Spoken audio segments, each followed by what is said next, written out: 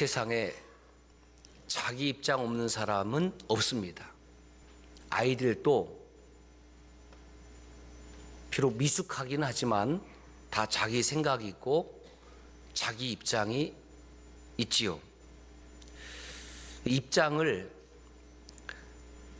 뷰포인트, 퍼스펙티브, 관점이라고 합니다. 관점이란 사물이나 현상을 관찰하고 판단하는 개인의 입장과 태도를 말합니다. 그런데 이 세상을 내 관점으로만 살아가려는 사람들도 있고, 또 하나는 내 관점으로만 안 되니 하나님의 관점으로 살아야 되겠다라고 생각하는 사람들도 있습니다. 우리는 이 사람들을 그리스도인이라고 부르지요. 내 관점이라는 것은 지극히 주관적일 수밖에 없습니다. 왜냐하면 나는 피조물이기 때문에 그렇습니다. 그래서 주님은 마태복음 7장 3절에 보면 내 눈 속에 있는 들보는 보지 못하고 남의 눈 속에 있는 티는 잘 본다, 그렇게 말씀하셨어요. 그것이 저와 여러분 모두에게 해당되는 겁니다. 저도 그렇습니다. 제 눈 속에 있는 들보는 잘 보지 못해요. 왜냐하면 주관성 때문에 그렇습니다. 그런데 남의 눈 속에 있는 티는 그건 기가 막히게 잘 보입니다. 거기에서 피조물의 연약함과 한계성을 깨닫습니다. 그러므로 이러한 내 관점의 한계를 넘어서려면 하나님의 관점이 필요한데, 그 하나님의 관점은 성경에 있습니다. 그래서 성경을 읽고 묵상하고 말씀을 들으면 하나님의 관점을 읽어낼 수가 있는 것이고, 하나님의 관점을 가지고 이 세상을 바라보려고 애쓰고 노력할 때에 하나님이 나와 함께 하심으로 하나님의 마음도 알게 되고 하나님의 생각도 알게 되고 하나님의 감동하심으로 우리가 사역을 할 수 있게 되는 것입니다. 야곱의 관점에서는 혈혈단신으로 밧단 아람으로 가는 길은 도망자의 길일 뿐입니다. 나는 지금 도망자입니다. 그러나 하나님의 관점으로 보면 밧단 아람으로 가는 야곱의 길은 도망자의 길을 넘어서서 하나님께 인도함을 받는 길이라는 것입니다. 잠언 16장 9절 말씀 잘 아시지요? 시작. 사람이 마음으로 자기의 길을 계획할지라도 그의 걸음을 인도하시는 이는 여호와시니라. 내가 걸음을 계획하는 내 주관성이 있습니다.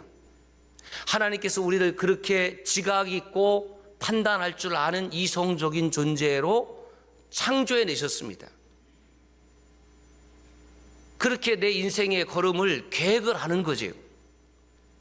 그런데 그 뒤에 우리는 그 계획이 하나님의 관점으로 보았을 때에 아름다운 길인지 복된 걸음인지를 판단해서 하나님의 인도하심을 구하는 겸손함이 있어야 된다는 겁니다. 하나님, 제가 이렇게 계획했거든요. 그러니까 도와주세요. 저는 하나님이 안 도와주면 전 큰일 납니다. 이건 그리스도인의 올바른 태도가 아닙니다. 하나님, 제가 이런 계획을 했습니다. 그런데 하나님께서 이 계획을 넘어서서 하나님의 선한 인도하심을 제가 기다리고 순종하겠습니다. 내가 계획은 다 세워놓고 마치 하나님은 내 계획을 그냥 무조건적으로 실천해주는 나의 종으로 생각하면 안 된다는 말씀입니다. 도망자의 신세로 밧단 아람에서의 20년, 눈물 나고 힘들었지만 야곱의 눈으로는 볼 수 없는 하나님의 큰 그림, 위대한 계획이 그 20년 바단 아람의 삶 속에 숨어 있었다는 겁니다. 그렇다면 저와 여러분의 인생 가운데에 하나님의 큰 그림도 있습니다. 아브라함의 하나님, 이삭의 하나님, 야곱의 하나님, 나의 하나님이라고 감히 고백을 하고 따라서 한다고 하면 하나님은 야곱만 사랑하시겠습니까? 나를 사랑하시되 나에게도 내가 알지 못하는, 상상하지 못하는 큰 그림과 계획이 있음을 저는 믿습니다. 그래서 신앙생활을 이렇게 정리할 수 있습니다. 시작.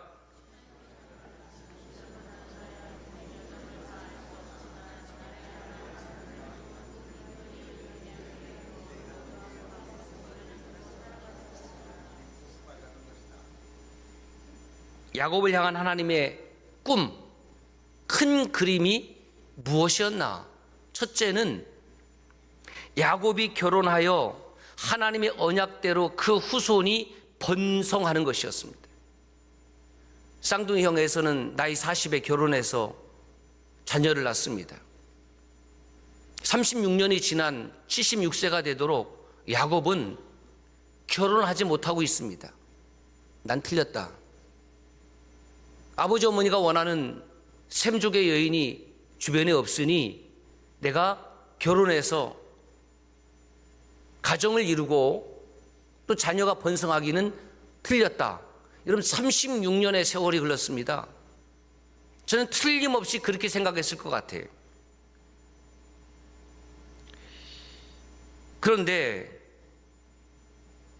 더 웃긴 것은 도망자의 신세가 되어서 자기 목숨 하나 부지해야 되는 정말 처량한 형편이 되었습니다. 그런데 그곳에서, 그 도망자의 삶에서, 피신한 삶에서 내 아내와 12아들과 딸 하나를 얻잖아요. 물론 베냐민은 돌아오는 길에 출산했지만, 그러므로 저와 여러분도 현재의 삶에 어떤 어려움이 있어도 낙심하지 말 것은, 우리가 찬양하는 것처럼 주 예수 나의 산소망이라고 노래할 수 있는 것은 내가 알지 못하는 크고 비밀한 계획이 하나님께 있음을 믿기 때문입니다. 두 번째 하나님의 큰 그림은 형 에서와의 화해이지요. 야곱이 20년 만에 이제 부모님이 계신 곳으로 돌아옵니다. 금의 환양, 비단 옷을 입고 돌아오는 길이지요. 내 아내도 있고 10세 자녀도 있고 많은 종들도 있고 가축대도 있고 얼마나 어깨가 으쓱해지겠습니까? 그런데 야곱은 금의 환양할 수 없었습니다. 왜냐하면 20년 전에 장자의 축복을 가로채는 그런 죄를 형 에서에게 지었기 때문에 그렇습니다. 얼마나 가슴에 큰 돌을 하나 안고 그 무거운 발걸음을 했을까요? 형 에서가 군사 400명을 데리고 자신을 향해 온다는 소리를 들었습니다. 그것은 환영하는 포옹이 아니라 내가 너를 죽이겠다. 어떠한 일이 있어도 반드시 너를 죽여야 되겠다라는 형 에서의 의지를 읽을 수가 있습니다. 이제 시간만 문제입니다. 형 에서에 의해서 내 부인과 자녀들과 그 종들이 모조리 몰살당할 위기에 처해 있습니다. 여러분 얼마나 두려울까요? 얼마나 두려울까요? 저는 이 메시지를 읽고 말씀을 준비하면서 야곱은 참 두려웠겠다. 그런데 저는 하나도 안 두려워요. 왜 그런지 아세요?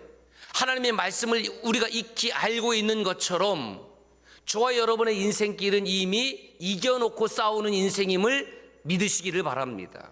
이겨놓고 싸운다는 거예요. 아직은 희미하게 보일지 모르지만 저와 여러분들의 멀지 않은 미래에 우리는 하나님 나라를 소유하게 될 것이고 꿈에도 그리던 주님을 눈으로 뵙는 놀라운 영광과 은혜를 저는 잊게 될 줄로 믿습니다. 우리는 이겨놓고 싸우는 것이구나. 그러므로 지금 어떤 문제, 어떤 질병 가운데에 아파하는 우리 성도 여러분, 하나님께서 여러분과 함께 하십니다. 하나님께서 나와 함께 하신다는 말은 바로 그 뜻 아니겠습니까? 이미 이겨놓았다. 이스라엘, 하나님이 나와 함께 하시면 하나님께서 이겨주신다. 하나님께서 이기게 해주시겠다. 이 약속의 말씀을 우리가 믿지 못한다고 하면 우리는 단순히 종교 행위에 불과할 것입니다. 불안과 두려움을 가득한 약복강에서 하나님은 야곱을 만나주시고 그 야곱이란 이름을 지웠습니다. 속이는 자, 발 뒤꿈치를 잡는 자라는 부끄러운 이름에서 하나님이 함께 해주시고 하나님께서 이기게 해주시겠다라는 이스라엘로 바꿔주셨습니다. 그런데 하나님께서 야곱을 어떻게 하셨냐면 환도뼈를 치셨어요. 어긋나게 하셨어요. 하나님 만나주시면 좋을 텐데 그 아픔에 상처가 있다 이 말이죠. 우리는 이거 기대하지 않거든요. 하나님 나를 사랑하는데 왜 나에게 하나님 아픔을 주십니까? 굳이 그 환도뼈를 꼭 치셔야 됐을까요? 여러분 이거지요. 야곱이 걸음을 내릴 때마다 그 야복강 나루터에서 밤새 씨름했던, 하나님과 씨름했던, 그래서 자기 힘과 능력으로 이겨보려고 했던, 그러나 이길 수 없었던 그 하나님을 생각하며 I am with you, I'll be with you, 내가 너 함께 하겠다, 내가 너 함께 할 것이다, wherever you go, 네가 어디로 가든지. 그거 생각나라고. 그게 오토세메이온 사인이에요. 참 얼마나 사람의 마음이 완고한지 그렇게 하나님께서 부르고 사인을 주어도 깨닫지 못해요. 아예 알지만 유턴하지 않습니다. 자, 이제 하나님과의 시간은 지나갔습니다. 형 에서와의 시간이 되었습니다. 사람과의 관계에 있어서 가장 중요한 단어가 무엇일까요?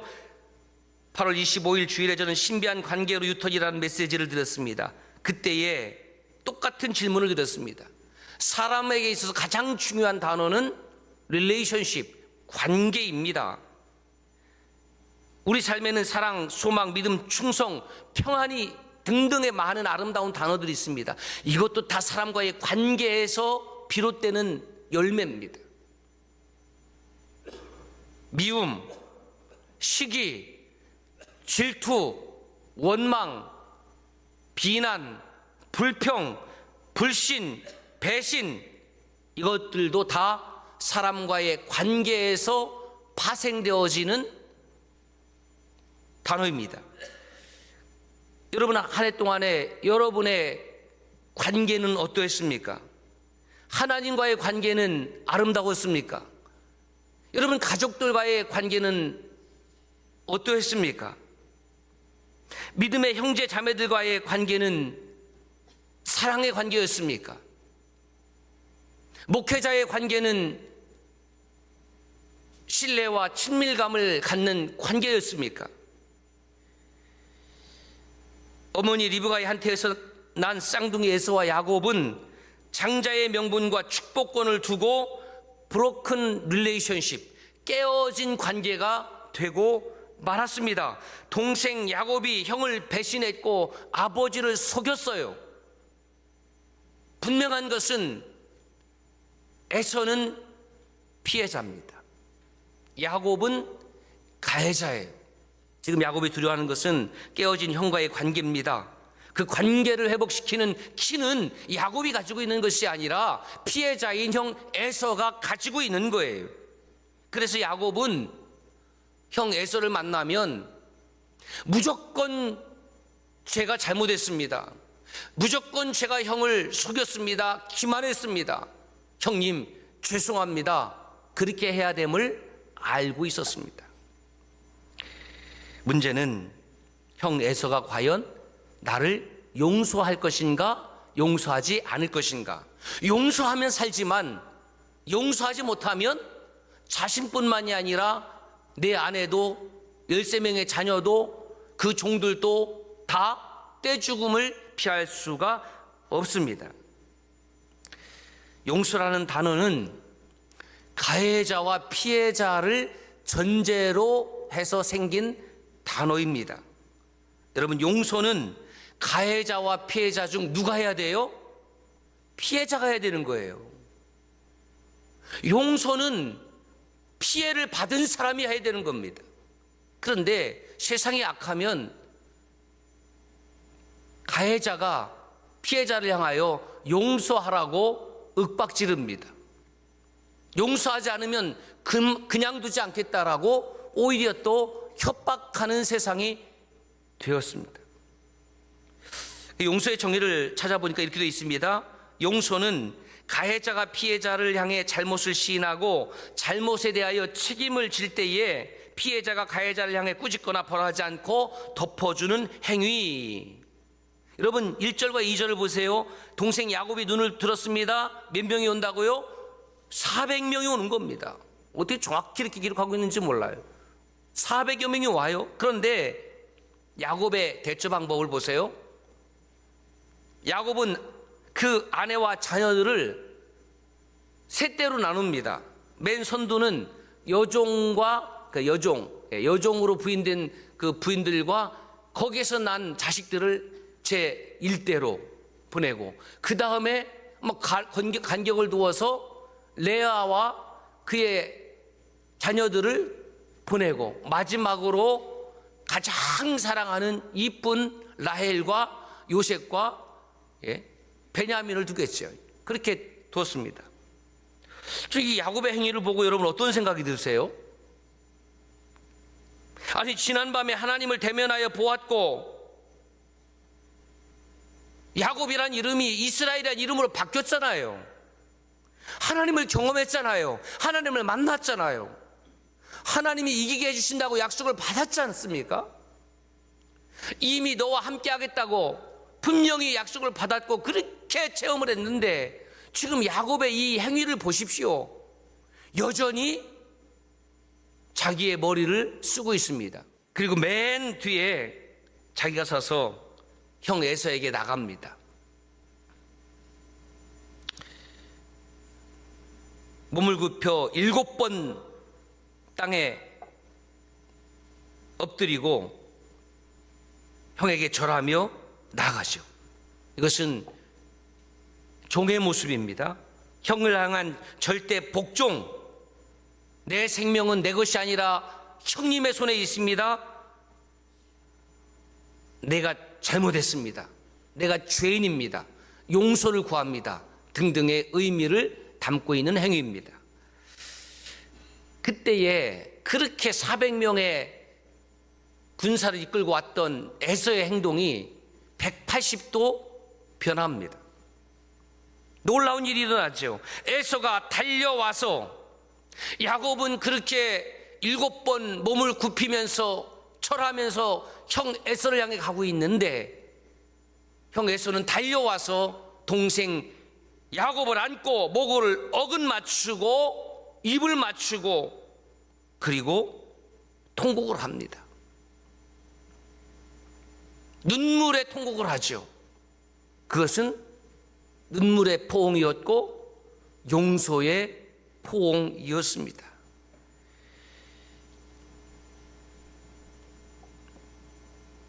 왜 야곱에서는 그렇게 조금 전까지만 해도 군사를 이끌고 야곱을 반드시 죽이겠다고 나왔는데 어떻게 한순간에 그렇게 바뀌게 되었을까? 먼저는 하나님께서 그 에서의 마음을 그렇게 인도하셨기 때문에 하나님께서 하신 일이죠. 20년 만에 쌍둥이를 봤는데 20년 동안 그럼 늙었잖아요. 76세에 갔으니까 그렇죠? 96세가 되었습니다. 자기도 늙었고 쌍둥이 동생 야곱도 늙었고. 그런데 제가 상상해 보는 거예요. 그 형 에서에게 나올 때에 야곱이 그 밤에 하나님께서 어떻게 치셨냐면 허벅지 관절을 치셔서 어긋났잖아요. 그러면 그 걸음은 어떻게 됐을까요? 절뚝거리면서 나오지 않았겠습니까? 그렇구나. 하나님께서 야곱에게 아픔을 주신 이유가 있었구나. 당당하게 형 에서에게 나아갔다면 당당하게 죽었을 거예요. 그런데 절뚝거리면서 나오는 그 모습을 보니까 에서의 마음이 녹아지지 않을 수가 없는 거죠. 하나님께서 에서의 마음을 그렇게 녹여주시는데 도무지 저항할 힘이 없습니다. 창세기 33장 4절 보세요. 그와 입맞추고 서로 우니라. 그래서 신구약 성경 66권을 통틀어서 가장 아름다운 형제의 포옹이 있다고 하면 저는 형 에서와 동생 야곱의 이 포옹이 아닐까. 쌍둥이로 태어났습니다. 그러나 장자의 명분과 축복으로 인해서 형제가 원수가 되었습니다. 20년의 분노가 에서에게 축적이 되어 있고 야곱은 20년 동안 죄책감으로 살았습니다. 인간적인 측면에서 볼 때에는 화해가 불가능하게 보였지만 하나님께서는 그 두 형제를 눈물의 포옹으로 그 깨어진 관계를 온전한 관계로 회복시켜 주셨습니다. 누가 했다고요? 하나님께서 에서와 야곱을 향한 큰 그림을 그리셨습니다. 아름다운 포옹과 화해는 야곱이 한 일이 아닙니다. 에서가 한 일도 아닙니다. 사랑하는 여러분, 우리 삶의 기초가 되는 것은 가정과 교회 공동체입니다. 가정과 교회는 관계 공동체예요. 그래서 우리 교회는 그 앞에 관계를 뜻하는 거룩함과 섬나도라는 수식어를 붙이고 있습니다. 카도시는 하나님과의 관계, 섬나도는 이웃과의 관계. 오늘 하나님과 그리고 그리스도의 몸된 교회 공동체에서 형제 자매들과 그리고 가정에서 가족들과 깨어진 관계는 비단 에서와 야곱만의 문제가 아니라 저와 여러분들의 문제이기도 합니다. 깨어진 관계가 없으신가요? 아니요, 있지요. 그런데 어떻게 하고 있습니까? 애써 그냥 무시하고 살지요. 그래서 그 깨어진 관계로 지금도 고통받고 있는 것입니다. 성탄이 다가옵니다. 한 해가 얼마 남지 않았습니다. 때가 지나기 전에 용서를 구할 일이 있으면 야곱처럼 절뚝거리며 나아갈지라도 용서를 구하십시오. 용기를 내십시오. 왜냐하면 하나님께서 야곱에게 함께 하셨듯이 저와 여러분에게도 함께 하실 것이기 때문입니다. 그리하면 평강의 하나님께서 브로큰 릴레이션십, 깨어진 관계에서 홀 릴레이션십, 온전한 관계로 회복시켜 주실 것입니다.